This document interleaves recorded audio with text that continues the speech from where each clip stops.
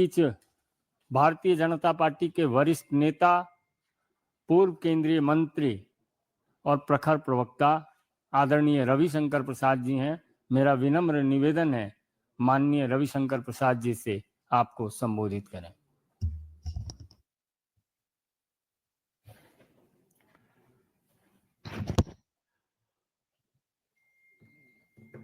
मित्रों, राहुल गांधी का ज्ञान प्राप्त कर रहा था मैं, तो थोड़ा आने में विलंब हो गया। राहुल गांधी का भाषण इतना ज्ञानवान होता है कि उसके अर्थ और इम्प्लीकेशन को समझने में थोड़ा वक्त लगता है। मुझे याद आया कि उन्होंने संसद में एक बार कहा था कि 6-7 साल में व्यक्ति युवा हो जाता है। तो मैं सामने बैठा हुआ था, समझने में थोड़ा वक्त लगा। फिर उन्होंने कहा कि तपस्या से गर्मी आ जाती है। फिर नया सिद्धांत लगा। आज वैसा ही नया सिद्धांत कुछ दिखाई पड़ा कि राहुल गांधी को वक्त पर बोलने की कोशिश करने के लिए अहमदाबाद का इंतजार करना पड़ा। राहुल गांधी जी 12 से 13 घंटे सदन में बहस हुई। आप खुद बैठे थे, वक्त पर आपने क्यों नहीं बोला? और उसके पारित होने के इतने दिन बाद आपने वहां पर यह बात कही। यही दिखाता है कि Rahul Gandhi is not sure of what to say and what not to say. मैं यहीं से शुरू करना चाहता हूं। क्या बोलना चाहिए और क्या नहीं बोलना चाहिए, इसके बारे में उनकी सोच में स्पष्टता नहीं होती है। I am saying it with full sense of authority that Rahul Gandhi ji lacks clarity of thinking and thought as to what stand he should take on what issue. किस विषय पर मैं क्या स्टैंड लूं और कब लूं, इसके बारे में थोड़ा निश्चितता नहीं रहती है। क्योंकि उन्होंने वक्फ पर कहा है असंवैधानिक है, तो सदन में हम लोगों ने विस्तार से बताया था पूरा संवैधानिक है। लेकिन राहुल गांधी के टिप्पणी के जवाब में मुझे उनसे 3 सवाल करने हैं। राहुल गांधी जी, ये बताइए कि वक्फ की जो 8 लाख से अधिक संपत्ति है, इस पर कोई अस्पताल, स्कूल, अनाथालय, स्किल सेंटर आदि नहीं बनना है गरीब मुसलमानों के लिए, बेटियों के लिए। इससे आप ठीक मानते हैं, गलत मानते हैं? बिल्कुल स्पष्ट जवाब दीजिएगा। राहुल गांधी जी, मुझे आपसे दूसरा सवाल पूछना है कि अगर मुस्लिम समाज की जो बेवा हैं, बहनें हैं, खवातीन हैं, विधवा हैं, उनकी तरक्की के लिए वक्फ में सुधार हो रहा है, तो आपको परेशानी है क्या? राहुल गांधी जी, साफ साफ बताइएगा। और तीसरा, आजकल आपको ओबीसी का चिट किसी ने पकड़ा दिया है। मैं तो इसी मंच से कह चुका हूं, राहुल गांधी अपने तो बोलते नहीं है, उनको वो लोग चिट पकड़ा देता है, वही बोलते हैं। तो आपको ओबीसी का चिट किसी ने पकड़ा दिया है, तो वक्फ के संशोधन के माध्यम से अगर पिछड़े, अति पिछड़े, पसमानदा मुस्लिमों के विकास की चिंता हो रही है, तो आपको परेशानी है क्या? I repeat, Rahul Gandhi, please tell very clearly or stand why you are silent when on 8 lakh properties, not even a single hospital or school or a skill central with regard to Waqf properties there. Are you uncomfortable that attempts are being made through this law to give a voice to the deprived Muslim women, widows, abandoned young girls, etc.? And thirdly, you talk of OBC, OBC, OBC. If through this Waqf amendment, the marginalized, backward, extremely backward Muslim elements, notably Pasmanda Muslims, are being empowered, are you uncomfortable? इसका कोई जवाब नहीं उनके पास। इसीलिए वक्फ के बारे में उनका सारा स्टैंड बिलेटेड है। उनको बताया गया कि आपने कुछ नहीं बोला, कुछ बोल दीजिए, तो बस परफॉर्मा में बोल दिया उन्होंने, असंवैधानिक है। लेकिन जो कोर इश्यू है वक्फ के संशोधन का, उस पर उन्होंने कुछ नहीं बोला।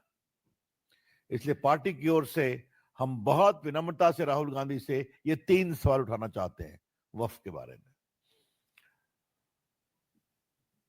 सरदार पटेल के प्रति उनके प्रेम को देखकर हम तो अभिभूत हो गए। पहली बार कांग्रेस के मंच से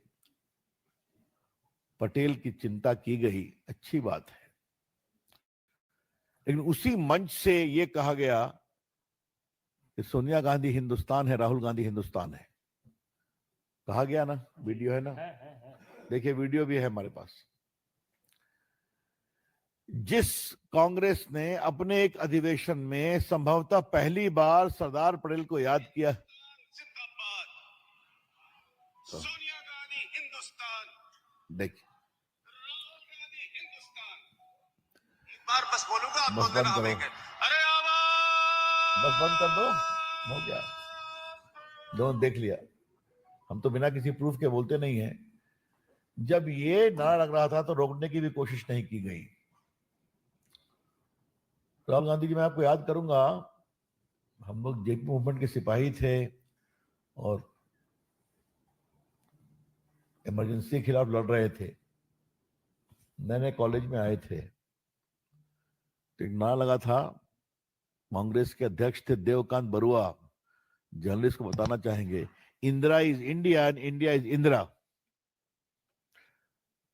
और रविंद्र राव अनुभवी पत्रकार हैं देश के, उनको तो जरूर याद होगा कि कांग्रेसियों ने उसको आगे बढ़ाया, इंदिरा जी तेरे नाम की जय, सुबह की जय, शाम की जय। याद है ना आपको, बिहार में।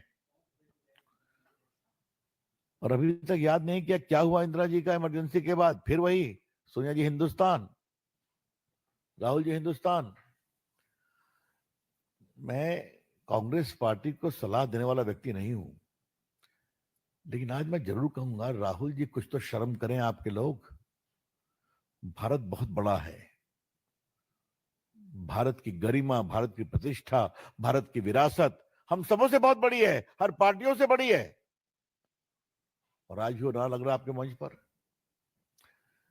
सरदार पटेल के प्रति इतना प्रेम है आपका, तो ये सवाल मैंने इस मंच पर शायद बहुत पहले किया था, आज दोबारा करूंगा, सर मैं बोल चुका हूं।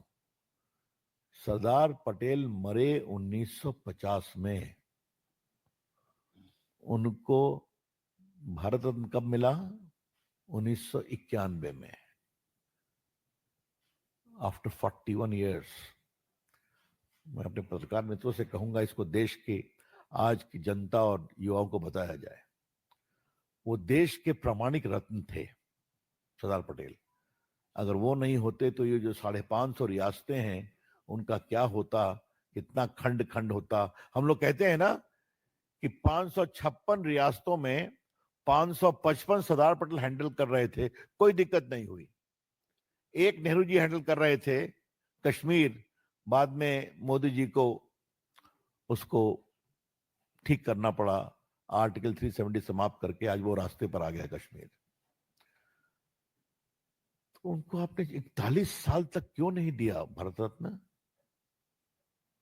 मौलाना आजाद मरे 1959 में, उनको मिला भारत रत्न कब? 1992 में। और 91 में भारत के प्रधानमंत्री कौन थे आपको याद है ना?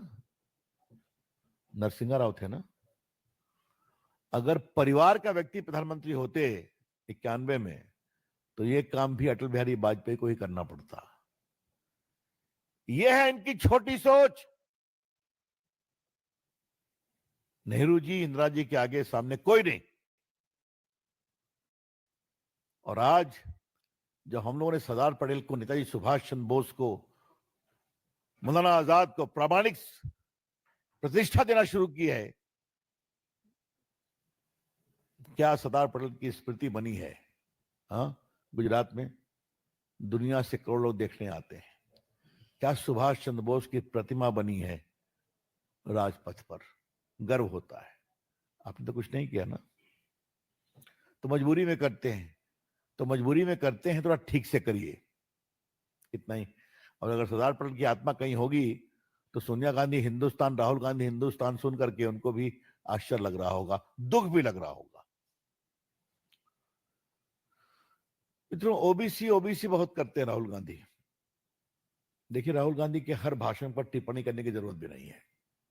मैं हमेशा कहता हूं कि इस देश ने राहुल गांधी को गंभीरता से लेना बंद कर दिया है, लेकिन कहा है तो कुछ बातों का उत्तर मैं दे देता हूं।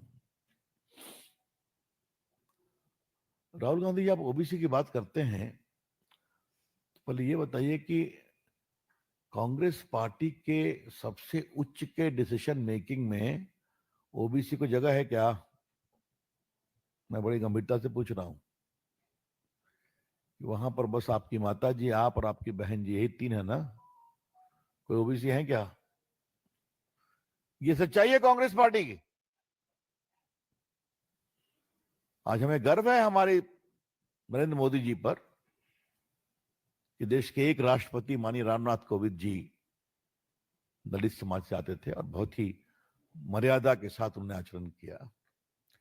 देश के वर्तमान राष्ट्रपति द्रौपदी मुर्मू जी आदिवासी समाज से आती हैं, बहुत गरिमा में आचरण कर रही हैं। टॉप संवैधानिक पोस्ट पर बिठाया गया दलित समाज से और आदिवासी समाज से। पूरे ओबीसी को संवैधानिक कमीशन का दर्जा किसने दिया? आपको किसी ने मना किया था क्या? आज तो यह हाल है, ओबीसी के राइट का उल्लंघन होता है तो वहां जा सकता है। आपके राज्यों में कोई मुख्यमंत्री ओबीसी का है क्या? हमारे यहां तो भरे हुए हैं। यही शुरू करें, हरियाणा से लेकर के और मध्य प्रदेश से लेकर के बड़े बड़े प्रदेशों के मुख्यमंत्री ओबीसी हैं, केंद्र में मंत्री ओबीसी हैं। ओबीसी को सम्मान से हम आगे बढ़ाते हैं। कितने प्रदेशों के अध्यक्ष